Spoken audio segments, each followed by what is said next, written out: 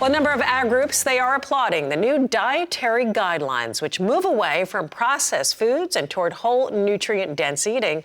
The National Potato Council calling the updated policy amazing progress. CEO Kam Quarles joins us now from their annual conference for an update. Kam, always a pleasure.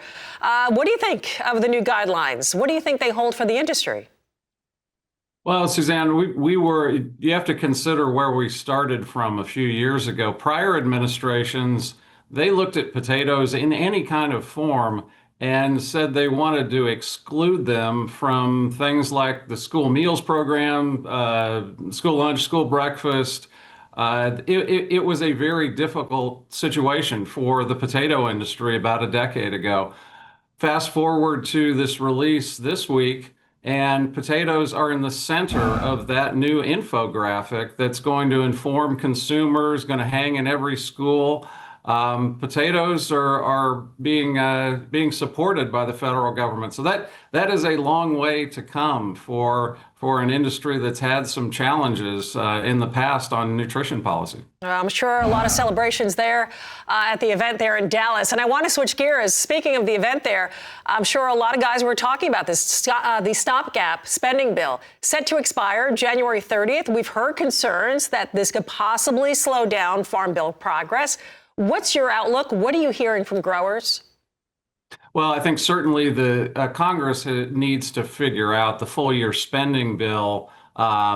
It's very likely they're going to need to conclude those discussions before they really get rolling on Farm Bill policy. The other part of that is we've talked about is you've got the potential for a much larger economic relief package, which is what I think not just specialty crops, but a lot of American agriculture is hoping for. And it's very likely that whatever resolves this government funding situation, that very well may carry the funding for an economic relief bill for agriculture. Well, there at the expo, I wanted to ask you about the temperature of the event and what growers are saying. Other things that have been top of mind, top discussions that took place there. Well, it was fantastic. We had over 2,100 attendees here in Dallas. Everything that you can imagine in the potato supply chain, which is a very complicated and diverse supply chain. We had folks from over 30 countries. We talked everything from Farm Bill to economic relief. Nutrition was right in the middle of everything, certainly trade policies. Given the profile of our industry, we want to make sure we get this trade situation right and get some opportunities for American exports. Yeah, let's talk about the trade policy. I was going to ask you about going into 2026. What would you like to see? What does this industry need?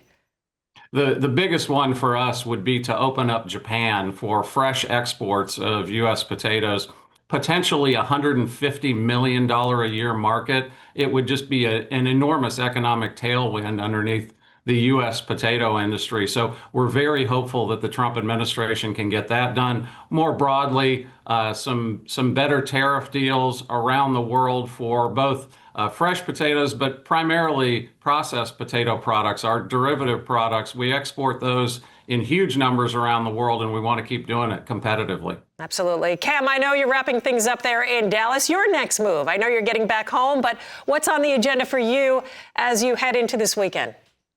Well, just in a few short weeks, we're going to be having our big annual meeting and fly-in in D.C. So I'm right back to work organizing that, and we're going to be traveling around the country between then and now, meeting with producers all over the country. So 2026 is off and rolling. Absolutely. And of course, thank you for joining us. I know you're busy. We appreciate you taking the time as always. CEO of the National Potato Council, that is Kam Quarles.